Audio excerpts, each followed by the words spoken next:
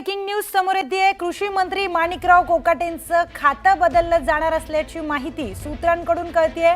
तर अजित पवार आणि मुख्यमंत्र्यांच्या बैठकीमध्ये हा मोठा निर्णय झाला असल्याची माहिती देखील सूत्रांकडून समोर येते। या संदर्भात अधिकची माहिती जाणून घेऊयात। आपले प्रतिनिधी राहुल जोरे आपल्या सोबत आहेत। राहुल, मोठी बातमी कृषी मंत्र्यांसंदर्भात येते, काय अधिकची माहिती?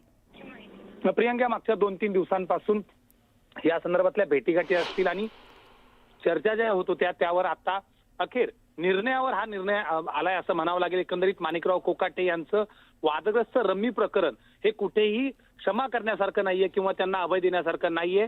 कुठल्या ना पद्धतीनं कारवाई करावी लागेल हा हट्ट जो मुख्यमंत्र्यांकडून वारंवार होता, त्याला राष्ट्रवादीनं प्रस्ताव दिला होता की आता खाते बदल करून हा विषय संपवावा। त्यानिमित्तानं आता मुख्यमंत्र्यांकडून याला ग्रीन सिग्नल मिळाल्याचं प्राथमिक माहिती आहे ते आता समोर येते। एकंदरीत बघितलं तर माणिकराव कोकाटे यांच्या कारभाराबाबत कोणतीही तक्रार नव्हती आणि याचमुळे राष्ट्रवादीच्या बड्या नेत्यांनी त्यांची पाठराखण केली। अर्थात त्यांची वादग्रस्त वक्तव्य किंवा रमी प्रकरण हे कुठेही क्षमासाठी पात्र नाही आणि त्याचमुळे मकरंद पाटील यांचं खातं अर्थात थोडंसं कमी दर्जाचं खातं हे माणिकराव कोकाटे यांना देण्यात यावं।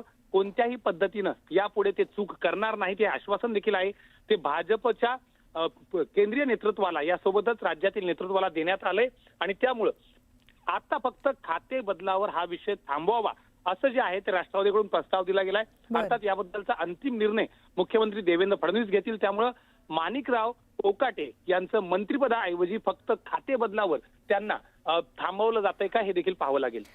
निश्चितच राहुल, तर आता खाते बदलची बातमी समोर येते। मंत्रिपदाचा राजीनामा घेतला जाणार नाही अशी देखील माहिती सूत्रांकडून समोर येते। तुर्तास फक्त त्यांचं खातं बदललं जाईल अशी एक मोठी बातमी समोर येते।